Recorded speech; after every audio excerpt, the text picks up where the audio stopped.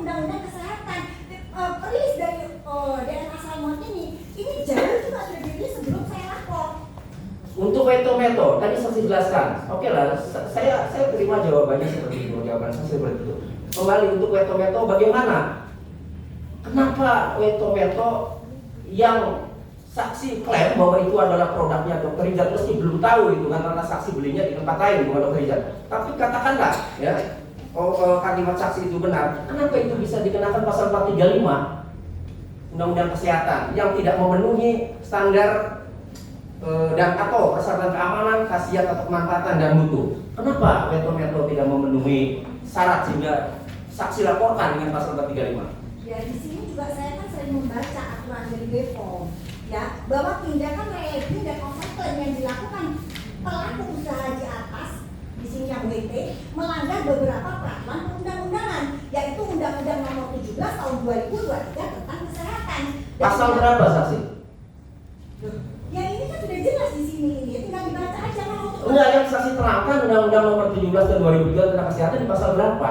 Ini buat edukasi publik juga, saksi.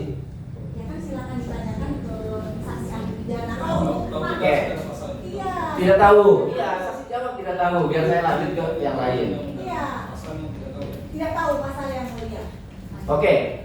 Saksi saya kasih tahu kalau begitu.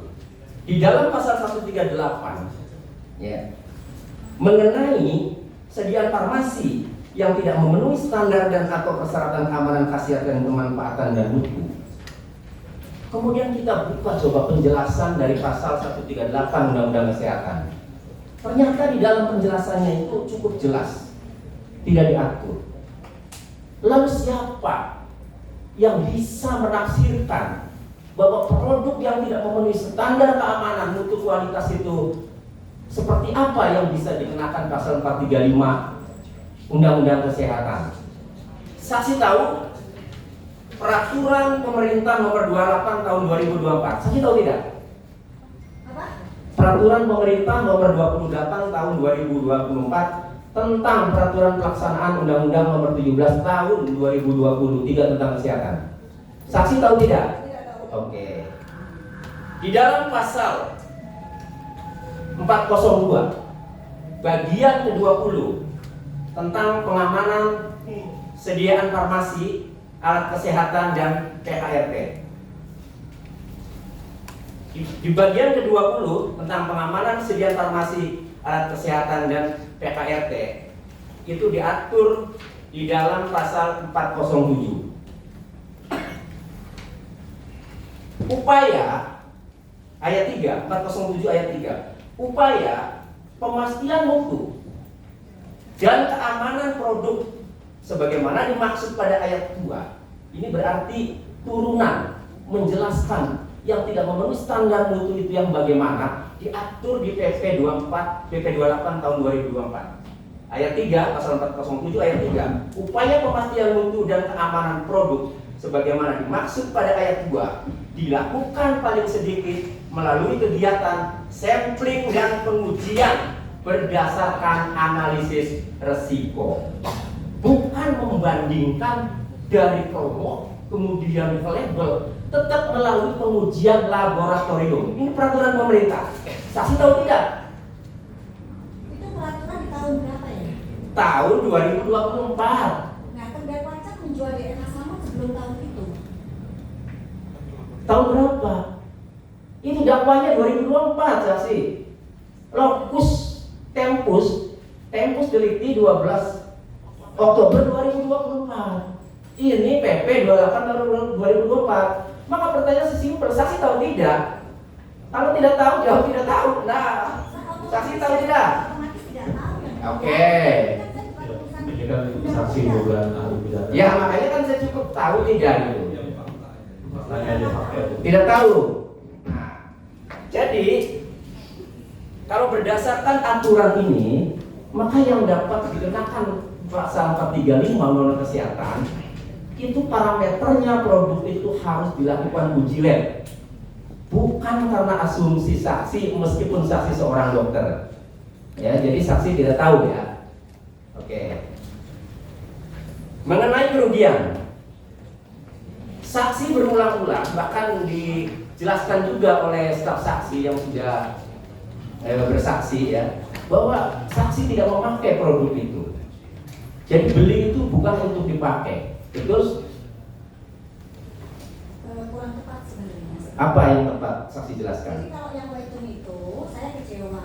Kenapa? Karena saya merasa tertipu. Produknya tidak sesuai seperti yang diterangkan oleh kami maupun oleh terdakwa Richard.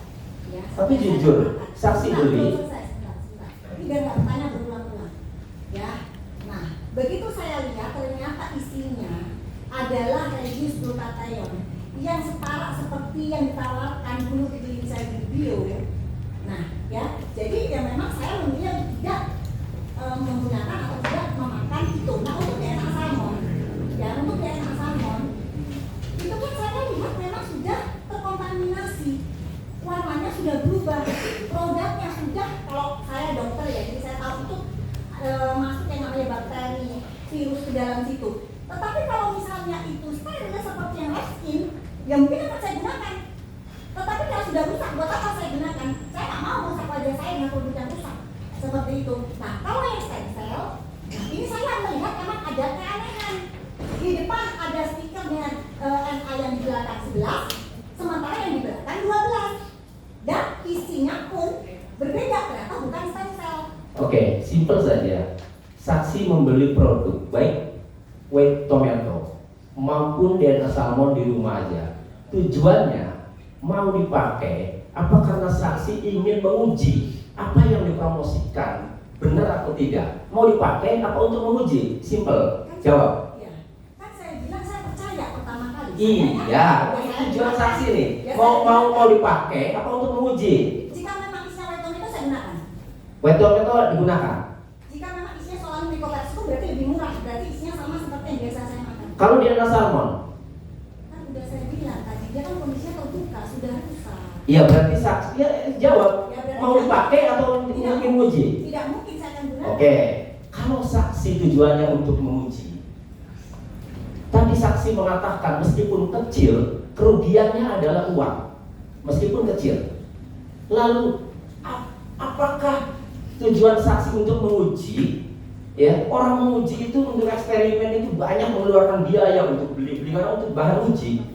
Kok saksi bisa mengatakan itu kerugian, sementara saksi ya mengatakan itu menguji bukan untuk dipakai. Di mana letak saksi tertipu dan di mana letak kerugian saksi kalau tujuan awalnya untuk menguji? Maksudnya kerugiannya gimana ya? Kerugian saksi apa? Kan tujuannya untuk menguji.